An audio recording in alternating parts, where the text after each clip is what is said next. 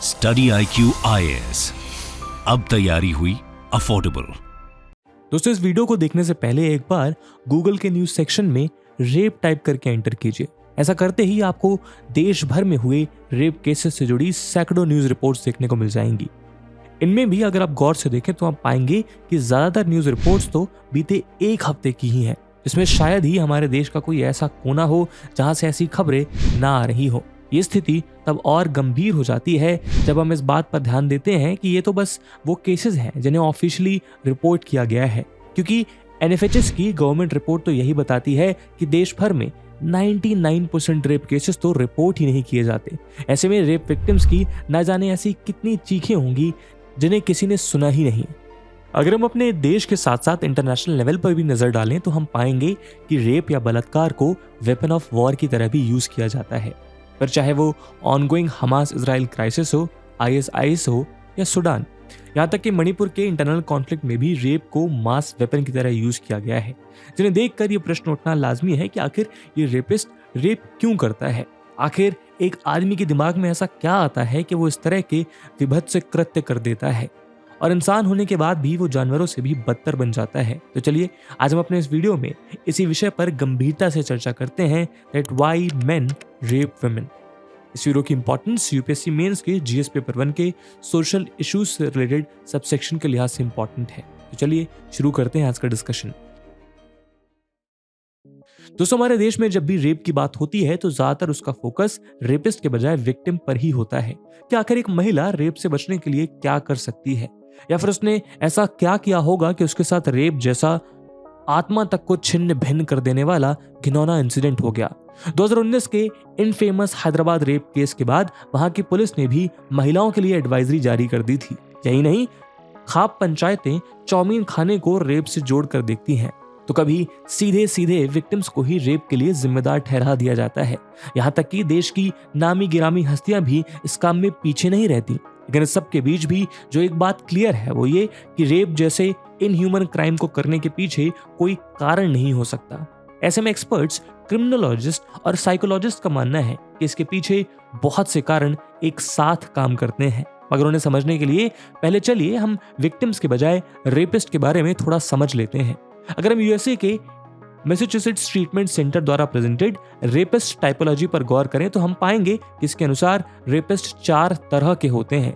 एक, जिनमें पहले हैं अपॉर्चुनिस्ट रेपिस्ट, यानी ऐसे रेपिस्ट जो विक्टिम के अकेलेपन का फायदा उठाकर इम्पल्स में अपने सेक्सुअल डिजायर को अचीव करने के लिए रेप करते हैं। वहीं दूसरे हैं एंगर रेपिस्ट, जो एग्रेशन या वायलेंस को डिस्प्ले करने के लिए रेप करते हैं। इनका मोटिव सेक्स के बजाय विक्टिम को ज्यादा से ज्यादा फिजिकल हार्म पहुंचाने का होता है, और इनके नॉर्मल सोशल बिहेवियर में भी एक एंटी सोशल एलिमेंट या परवेसिव एग्रेशन या पार्श्विक प्रवृत्ति देखने को मिलती है। इसमें तीसरे तरह के रेपिस्ट हैं ऐसे रेपिस्ट जो सेक्सुअल ग्रेटिफिकेशन से ड्रिवन होते हैं, जो अपने फैंटेसी पूरा करने, उसे अचीव करने के लिए ये प्लान तरीके से अपने विक्टिम्स को ट्रैप करते हैं। इस तरह से रेपिस्ट सैडिस्ट या नॉन सैडिस्ट हो सकते हैं। ऐसे में हम कह सकते हैं कि सेकंड और थर्ड कैटेगरी के रेपिस्ट साइकोलॉजी इश्यूज से ग्रसित होते हैं, जहां वो रियलिटी से दूर अपनी ही दुनिया बना लेते हैं, जहां वो रेप को एक सेक्सुअल और पर्सनल ग्रेटिफिकेशन के माध्यम की तरह यूज करते हैं। वहीं फोर्थ कैटेगरी के रेपिस्ट विंडिक्टिव रेपिस्ट होते हैं, जो रेप जैसे इनह्यूमन क्राइम को बदले या रिवेंज के टूल की तरह यूज करते हैं। यहाँ इनका मोटिव सेक्सुअल डिजायर या ग्रेटिफिकेशन नहीं, बल्कि रेप के जरिए अपना बदला लेना होता है। ये रिवेंज किसी डिस्प्यूट या फैमिली कॉन्फ्लिक्ट की वजह से भी हो सकता है, या फिर वॉर के दौरान होने वाले वॉर क्राइम्स के रूप में भी देखने को मिल सकता है। जाहिर है, इस तरह के रिवेंज लेने की थिंकिंग भी अपने आप में एक साइकोलॉजिकल इशू माना जा सकता है। मगर इन सारी स्टडीज के बीच भी जो एक बार अटल सच है वो ये कि मेजॉरिटी केसेस में रेप जैसा क्राइम करने के पहले एक क्रिमिनल को पहचाना नहीं जा सकता। अब आपके मन में ये सवाल उठ रहा होगा कि एक तरफ हम आपको अलग अलग तरह के रेपिस्ट और उनसे जुड़े स्टडीज के बारे में बता रहे हैं, और दूसरी ओर हम कह रहे हैं कि एक रेपिस्ट को पहचाना नहीं जा सकता। आखिर ये कैसी पहेली है? दोस्तों, UPSC की तैयारी करने के लिए आपको बहुत सारे ऑनलाइन बैचेस मिलेंगे, पर आखिरकार क्यों स्टडी IQ का UPSC prelims to interview live batch उसमें से बेस्ट है? दोस्तों इन बैचेस में आपको 1000+ आवर्स का लाइव कंटेंट डिलीवर किया जाएगा। आपकी तैयारी को पिन पॉइंट फोकस रखने के लिए क्रिस्प नोट्स दिए जाएंगे। किसी भी समय आपके डाउट्स को क्लियर करने के लिए 1-to-1 मेंटोरशिप का फीचर भी आपके पास रहेगा। प्रीलिम्स के लिए प्रैक्टिस क्वेश्चंस, मेंस के आंसर राइटिंग प्रैक्टिस, और उसके बाद जो भी स्टूडेंट्स प्रीलिम्स 2024 क्लियर करेंगे उन्हें स्टडी IQ कैंपस में बुलाकर अगले 4 महीनों के लिए मेंस रेसिडेंशियल प्रोग्राम के अंडर रिगरस प्रिपरेशन कराई जाएगी बिना किसी एडिशनल कॉस्ट के। और दोस्तों ये सब कुछ आपको मिलेगा मात्र और मात्र 25,999 के सुपर डिस्काउंटेड प्राइस पे अगर आप AG live coupon code use करते हैं। दोस्तों 15 अक्टूबर से स्टडी IQ के प्रीलिम्स टू इंटरव्यू बैचेस जो कि इंग्लिश और हिंदी लैंग्वेज में लॉन्च हुए हैं उनमें एडमिशंस क्लोज होने जा रहे हैं। इन बैचेस में क्लासेस की टाइमिंग इवनिंग 6 PM है। तो आप भी AG live coupon code use करिए और पूरे देश के UPSC एस्पिरेंट्स के साथ कहिए कि अब तैयारी हुई अफोर्डेबल स्टडी IQ के साथ। इन बैचेस से रिलेटेड सभी इंपॉर्टेंट लिंक्स आपको डिस्क्रिप्शन और पिन कमेंट में मिल जाएंगी।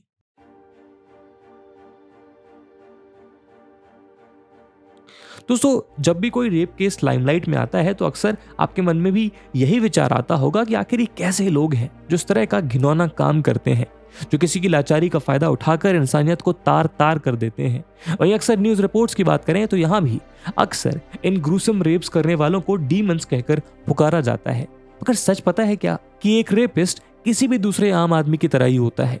यही कारण है कि तिहाड़ जेल में 100 रेपिस्ट का इंटरव्यू लेने वाली मधुमिता पांडे ये बताती हैं कि मोस्ट केसेस में रेपिस्ट कोई मॉन्स्टर या कोई साइको नहीं बल्कि एक आम इंसान होता है जो हमारे इसी समाज का हिस्सा है। इसका प्रमाण हमें क्लैरेमॉन्ट ग्रेजुएट यूनिवर्सिटी के एक PhD कैंडिडेट सैमुअल स्मिथमैन द्वारा 1976 में की गई एक स्टडी से भी मिलता है, जहां उन्होंने लॉस एंजलिस के एक न्यूज़पेपर में एक अनयूजुअल एडवर्टाइजमेंट पब्लिश किया। इसमें उन्होंने लिखा था कि वो अपनी एक रिसर्च के लिए रेपिस्ट से अनोनिमसली बात करना चाहते हैं, इसलिए जो भी रेपिस्ट इस रिसर्च में अपना सहयोग देना चाहता है वो उन्हें उनके नंबर पर कॉल कर सकते हैं। हालांकि सैमुअल को ये बात का भरोसा था कि उन्हें कोई कॉल नहीं आएगा, लेकिन उनकी उम्मीद के अगेंस्ट उन्हें लगभग 200 लोगों के कॉल्स आए, जिनमें अपनी गर्लफ्रेंड का रेप करने वाले कंप्यूटर प्रोग्रामर और अपने एक्विटेंस की वाइफ का रेप करने वाले पेंटर जैसे बहुत से आम से लगने वाले लोग ही शामिल थे। इन्हीं में से लगभग 50 लोगों का इंटरव्यू लेकर डॉक्टर स्मिथमैन ने अपनी स्टडी पब्लिश भी की, जिससे ये बात साफ हो गई कि रेप जैसा क्राइम आम लोगों के बीच आम से दिखने वाले लोग ही कर रहे हैं। और इस बात की गवाही हमारा अपना नेशनल क्राइम रिकॉर्ड ब्यूरो भी देता है, जिसकी 2021 की रिपोर्ट के अनुसार देश में होने वाले 96% रेप केसेस में विक्टिम्स के क्लोज सर्किल, रिलेटिव या नोन लोगों द्वारा ही किए गए थे। जाहिर है कि ऐसे लोग जो विक्टिम के आसपास ही मौजूद थे, लेकिन उनके असल इरादे किस हद तक घिनौने थे इसका किसी को अंदाजा भी नहीं था। दोस्तों एक रेपिस्ट का ना तो कोई पर्टिकुलर रिलीजन होता है और ना ही कोई अलग सोशो इकोनॉमिक बैकग्राउंड, ना ही आप उनके एजुकेशनल स्टेटस से इस बात का अंदाजा लगा सकते हैं कि वो व्यक्ति रेपिस्ट हो सकता है या फिर नहीं। यही कारण है कि आपको इस तरह के केसेस पॉश इलाकों में बनी ऊंची ऊंची इमारतों में एस्टैब्लिश्ड कॉर्पोरेट ऑफिसेज में भी देखने को मिल जाएंगे। आफ्टर ऑल दुनिया भर में कुछ साल पहले महिलाओं की बेबसी बयान करने वाले मीटू कैंपेन और sexual harassment at work place से जुड़े केसेस पढ़े लिखे और सो कॉल्ड सोफिस्टिकेटेड लोगों के बीच ही होते हैं। तो वहीं दूसरी ओर रेप केसेस शहर के लो इनकम ग्रुप एरियाज जैसे झुग्गी झोपड़ियों से लेकर रूरल एरियाज में भी आसानी से देखने को मिल जाएंगे। अक्सर ये माना जाता है कि भारत में रेप तेजी से बढ़ते वेस्टर्नाइजेशन की वजह से हो रहा है, लेकिन अगर हम इसी कड़वी बात को बिना किसी प्रेजुडाइज या पूर्वानुमान के देखें तो हम पाएंगे कि जहां देश की 2/3 पॉपुलेशन रूरल एरियाज में रह रही है, वहीं रेप का प्रोपोर्शन भी रूरल एरियाज में ही ज्यादा है। हाँ, बस कड़वा सच ये है कि वहां की बात नहीं होती। ऐसे में प्रश्न एक बार फिर वही, व्हाई डू मेन रेप? आखिर क्यों ये आम लोग ही रेप जैसे अपराध को अंजाम दे रहे हैं? दोस्तों हम हमेशा इस बात को कहते आए हैं कि हमारे समाज में आदमी और औरत के बीच लिबर्टी का तराजू आदमी के पक्ष में ज्यादा झुका हुआ है। यही कारण है कि इस पैट्रियार्कल सोसाइटी में एक महिला को हमेशा कई तरह के लिटमस टेस्ट से गुजरना पड़ता है। जब भी कोई रेप इंसिडेंट खबरों का हिस्सा बन पाता है तो अक्सर उसकी जांच रेपिस्ट के बजाय विक्टिम से शुरू होती है कि विक्टिम का चाल चलन कैसा था, वो कपड़े कैसे पहनती थी, वो कितने बजे घर आती थी, और इस तरह की ना जाने कितनी भद्दी उंगलियां एक रेप विक्टिम पर उठाई जाती हैं। फिर चाहे वो 1 दशक से भी ज्यादा पुराना निर्भया केस हो या फिर कोई और रेप केस, विक्टिम बैशिंग एक जनरल फिनोमिनन है। लेकिन हमारे समाज का यही क्वेश्चनेबल रवैया हमारे समाज की खोखली सोच को दर्शाता है। वरना सोच कर देखिए, जहां एक और हमारे देश में 6 महीने से भी कम उम्र की बच्ची से लेकर 80 साल से भी ज्यादा बूढ़ी औरत का रेप हो रहा है, क्या यहाँ गलती विक्टिम की है या फिर हमारी सोच की? क्योंकि इस बात को कोई बहुत समय नहीं हुआ कि जब कठुआ में 8 साल की बच्ची आसिफा का रेप हुआ, उसके बाद उसके वीडियो को पॉर्न वेबसाइट्स में सर्च करने में हम भारतीय ही सबसे आगे थे। क्या ये हमारी अपने समाज की घिनौनी सोच को उजागर नहीं करता, जो आज भी अपने अंदर की गंदगी को साफ करने के बजाय आंख मूंद लेने को ज्यादा बेहतर समझता है और इसी वजह से अपने परिवारों में भी अपनी बच्चियों को सुरक्षित रख पाने में नाकाम सिद्ध हो रहे हैं? बल्कि इससे बड़ा प्रश्न तो ये होना चाहिए कि आखिर एक बेटी अपने परिवार में ही सुरक्षित क्यों नहीं है? आखिर क्यों उसके चीखें परिवारजनों द्वारा ही दबा दी जाती हैं? क्या ये प्रश्न अपने आप में हमारे परिवार और हमारे समाज पर एक गहरा तमाचा नहीं है, जहां एक महिला को इंसान समझने के बजाय अपनी मेल डोमिनेंस स्टैब्लिश करने या फोर्सफुली अपनी नीड्स पूरी करने का साधन समझा जाता है? अब देश में कोर्ट केसेस के पेंडेंसी की क्या हालत है, ये तो आप समझते ही हैं। बीते साल ही सेंट्रल गवर्नमेंट ने लोकसभा में यह बताया कि देश की लोअर कोर्ट्स में महिलाओं द्वारा फाइल्ड अलग अलग क्राइम से जुड़े 36 लाख से ज्यादा केसेस पेंडिंग हैं। यही नहीं, हाई कोर्ट में इस तरह के पेंडिंग केसेस का आंकड़ा 3 लाख से भी ज्यादा है। इसी तरह 2020 में गवर्नमेंट द्वारा प्रेजेंटेड एक रिपोर्ट के अनुसार उस समय तक देश में रेप और पॉस्को यानी चाइल्ड के अगेंस्ट हुए सेक्सुअल ऑफेंसेस से जुड़े हुए लगभग 2.5 लाख केसेस पेंडिंग थे। यहाँ तक कि देश में रेप और पॉक्सो से जुड़े केसेस जल्द से जल्द डील करने के लिए बनाए गए फास्ट ट्रैक कोर्ट्स भी इस काम में नाकाम होते दिखाई दे रहे हैं, जिसकी स्थिति इस कदर खराब है कि रिसेंटली रिलीज रिपोर्ट के मुताबिक 2017 से 2021 के बीच विमेन और चिल्ड्रन के अगेंस्ट कमिट हुए 90% क्राइम्स में ट्रायल्स तक पेंडिंग है। अब इस बात को भी बहुत समय नहीं हुआ है जब उन्नाव और हाथरस रेप केस जैसे लाइमलाइट में बने रहने वाले अनगिनत केसेस भी लैक ऑफ एविडेंस, विटनेस और सबूतों के साथ छेड़छाड़ और दूसरे तरीकों का इस्तेमाल करके फाइल्स में कहीं गुम से हो गए। ऐसे में जब एक क्रिमिनल को अपने किए हुए क्राइम के कंसिक्वेंसेस और कानून का डर ही नहीं है, तो फिर ये विशियस साइकिल यूं ही चलती रहेगी, चाहे एक और सोशल स्टिग्मा और प्रेशर की वजह से या तो विक्टिम बिना किसी डर के कंप्लेन दर्ज ही नहीं कर पाएगा, या अगर उसने कंप्लेन दर्ज कर भी दी तो भी रेपिस्ट के खिलाफ सालों साल कोई सख्त कार्रवाई होगी ही नहीं। तो ऐसे में कहीं ना कहीं रेप बस एक नेमलेस क्राइम बनकर रह गया है। दूसरी ओर अगर आप न्यूज रिपोर्ट्स पर गौर करें तो आप पाएंगे कि कुछ रेप केसेस में इंडियन जुडिशरी का रवैया भी कहीं ना कहीं क्वेश्चनेबल दिखाई देता है, जहां एक रेप विक्टिम न्याय लेने के लिए जाती है मगर उसके साथ एक भद्दे मजाक के अलावा कुछ भी नहीं होता। उदाहरण के लिए पास्ट में ऐसे ढेरों रेप केसेस देखने को मिले हैं जहां जुडिशियल प्रोसीडिंग्स के दौरान जुडिशरी ने ऑब्जेक्शनेबल स्टेटमेंट और यहां तक कि रेपिस्ट के लिए वे आउट्स प्रोवाइड किए हैं। अब ऐसे में ये सवाल उठता है कि आखिर इस कॉम्प्लेक्स सिचुएशन का हल क्या है? इस बात में कोई दो राय नहीं है कि यदि हमें विमेन के अगेंस्ट हो रहे इन इनह्यूमन क्राइम को रोकना है तो हमें अपने देश की लॉ एंड ऑर्डर सिचुएशन को और अधिक बेहतर और विमेन सेंट्रिक बनाने की जरूरत है। हालांकि वर्क प्लेस पे सेक्सुअल हैरेसमेंट से लड़ने के लिए पॉश एक्ट और विमेन को किसी भी सिचुएशन में वन स्टॉप सॉल्यूशन प्रोवाइड करने की दिशा में विशाखा गाइडलाइंस के अंडर गवर्नमेंट ने बहुत से फ्रेमवर्क्स बनाए हैं, लेकिन आज भी इन्हें ठीक तरह से इंप्लीमेंट करना और सॉल्यूशन सेंटरिंग अप्रोच से आगे बढ़ना मुश्किल हो रहा है। ऐसे में गवर्नमेंट और कोर्ट्स की ओर से इनके इफेक्टिव इंप्लीमेंटेशन की दिशा में कदम उठाए जाने की जरूरत है, जिससे ऐसे क्राइम करने वालों के मन में भय पैदा हो, जहां वो कोई भी गलत कदम उठाने से पहले कई बार सोचें। हालांकि इस दिशा में कुछ लीगल एक्सपर्ट्स और बहुत से women right movements rape commit करने वालों के अगेंस्ट कैपिटल पनिशमेंट को इंश्योर करने की बात भी करते हैं, मगर स्टडीज और पास्ट में गवर्नमेंट द्वारा इस विषय को लेकर बनाई गई कमिटीज इसके अगेंस्ट बहुत से वैलिड पॉइंट्स पुट करती हैं।